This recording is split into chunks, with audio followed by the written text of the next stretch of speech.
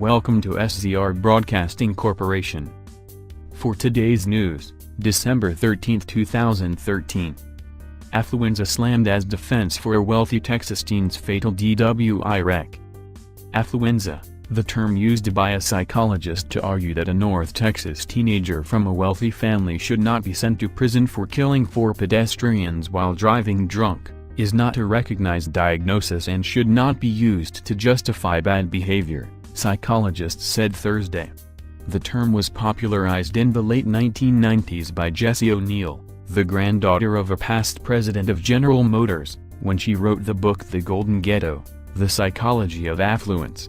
It has since been used to describe a condition in which children, generally from richer families, have a sense of entitlement, are irresponsible, make excuses for poor behavior, and sometimes dabble in drugs and alcohol, explained Dr. Gary Buffoni, a Jacksonville, Florida psychologist who does family wealth advising.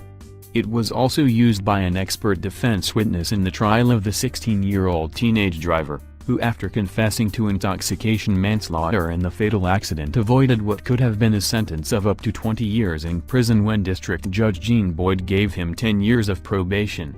Buffoni said, "Essentially what District Judge Gene Boyd has done is slapped this child on the wrist for what is obviously a very serious offense which he would be responsible for in any other situation.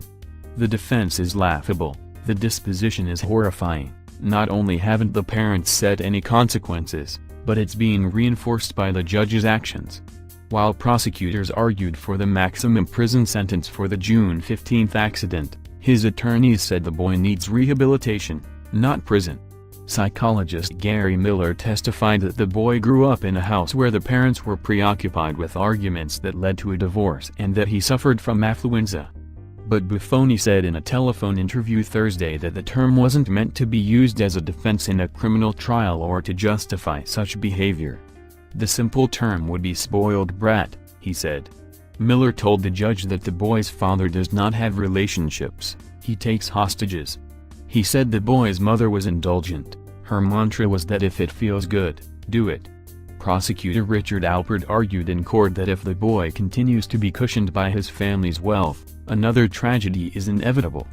Although the boy's case was handled in juvenile court, he has been identified publicly by the Tarrant County Sheriff's Office.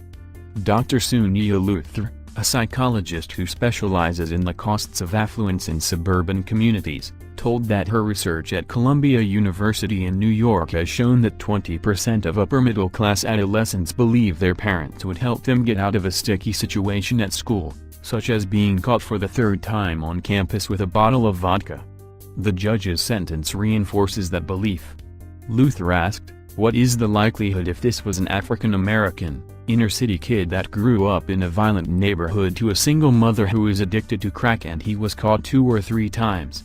What is the likelihood that the judge would excuse his behavior and let him off because of how he was raised?" Luther added, "We are setting a double standard for the rich and poor, noting the message is families that have money, you can drink and drive.